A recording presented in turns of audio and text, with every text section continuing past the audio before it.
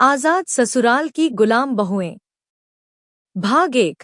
नया ससुराल, नई जिंदगी। राधिका अपने छोटे शहर की पढ़ी लिखी लड़की थी। शादी के बाद उसका नया ससुराल शहर के बीचों बीच एक बड़ी हवेली में था।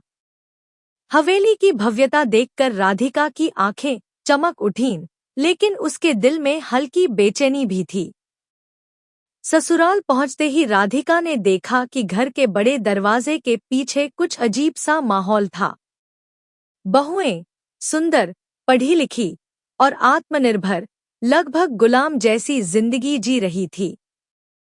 हर काम, हर आदेश, हर छोटी सी बात पर उनकी हाँ में जवाब देना अनिवार्य था। राधिका ने धीरे धीरे महसूस किया कि यहाँ की आजादी सिर्फ नाम की थी। बहुएं जब चाहें तब अपनी राय नहीं रख सकती थी। अगर आप हमारी कहानियों को पसंद कर रहे हैं तो सब्सक्राइब करें, लाइक और शेयर करना मत भूलिए। भाग 2। बहुएं और उनके संघर्ष। राधिका की दोस्ती यहीं की बहुओं से हुई, सुमित्रा, नीलिमा और प्रीति। ये चारों बहुएं घर की हर जिम्मेदारी निभाती थी, लेकिन उनकी मुस्कान अक्सर छुपी रहती थी। सुमित्रा ने राधिका से धीरे से कहा, राधिका, यहाँ सब कुछ दिखावे का है। ससुराल वाले आजादी की बात करते हैं, लेकिन असली आजादी तो हमें ही चाहिए। राधिका ने पूछा, तो क्या किया जा सकता है?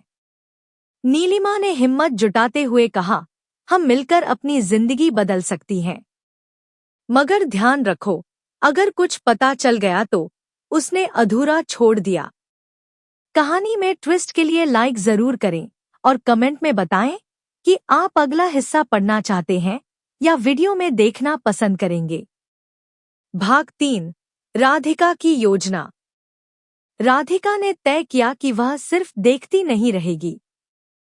उसने बहुओं के साथ मिलकर छोटी छोटी आजादी की लड़ाइयां शुरू की। सुबह की चाय खुद बनाने की अनुमति, अपनी पसंद की पोशाक पहनने का अधिकार, घर के छोटे छोटे फैसलों में अपनी राय रखने की हिम्मत। धीरे धीरे हवेली के माहौल में बदलाव आने लगा। बहुएं खुद को ज्यादा सुरक्षित महसूस करने लगी।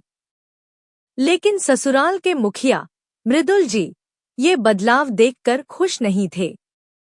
उन्होंने अपने सख्त नियमों से बहुओं को डराने की कोशिश की। अगर आप चाहते हैं कि राधिका बहुओं की मदद कर पाए तो शेयर करें और अपने दोस्तों को भी पढ़ने के लिए भेजें। भाग 4। पहला बड़ा संघर्ष। एक दिन मृदुल जी ने आदेश दिया कि सब बहुएं रात को घर के मुख्य हॉल में सोएंगी। यह उनके सम्मान और आजादी पर सबसे बड़ा हमला था। राधिका ने बहुओं को इकट्ठा किया और कहा, हम अपनी सीमाओं का सम्मान तो कर सकते हैं, लेकिन हमारी आजादी छीनने नहीं देंगे। सुमित्रा ने सवाल किया, लेकिन अगर वो गुस्सा हो गए तो? राधिका मुस्कुराई और बोली, हम डर कर जीना नहीं चाहते, हम लड़ेंगे। रात्रि को सभी बहुएं चुपचाप मुख्य हॉल में सो गईं। मृदुल जी ने देखा कि बहुएं डरने के बजाय शांत और दृढ़ हैं। यह उसके लिए नया और अजीब अनुभव था। कहानी की इस रोमांचक रात को मिस मत करें। सब्सक्राइब करें और नोटिफिकेशन बेल दबाएं। भाग 5। ससुराल में हलचल। अगले कुछ दिनों में बहुओं की आजादी के लिए छोटे छोटे सुधार होने लगे।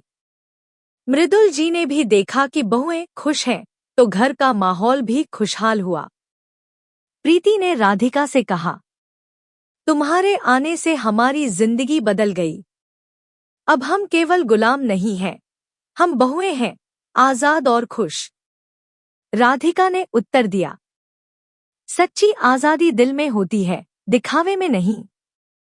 हम इसे खुद बनाएंगे। अगर आपको बहुओं की कहानी प्रेरक लगी है तो लाइक और कमेंट करना ना भूलें। भाग 6। आजादी का जश्न। राधिका और बहुएं मिलकर घर में एक छोटा उत्सव मनाने लगी। उन्होंने संगीत बजाया, नाच गाना किया और अपनी पसंद के कपड़े पहने। यह पहली बार था जब ससुराल की हवेली में खुशी का माहौल इतना मुक्त और खुला था। नीलिमा ने राधिका से कहा, अब हम सिर्फ गुलाम नहीं हैं, हमारी आवाज हमारी पहचान है, हम आजाद हैं।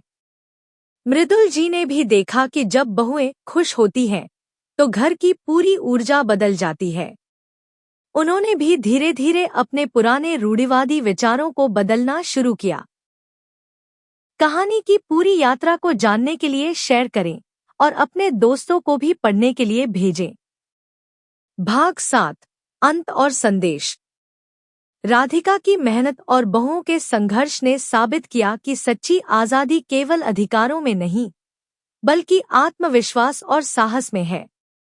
ससुराल अब केवल भव्य नहीं, बल्कि खुशहाल और आजाद बहुओं की जगह बन गई थी। हर बहू ने अपनी आवाज और पहचान को अपनाया। संक्षिप्त संदेश। डर को छोड़ो, साहस को अपनाओ। अधिकारों की रक्षा करना आपकी जिम्मेदारी है। आजादी सिर्फ नाम की नहीं, हकीकत में भी होनी चाहिए। अगर आपको ये कहानी पसंद आई तो सब्सक्राइब करें, लाइक करें और शेयर करें। आपकी छोटी सी मदद हमें और भी प्रेरक कहानियां लाने के लिए प्रोत्साहित करेगी।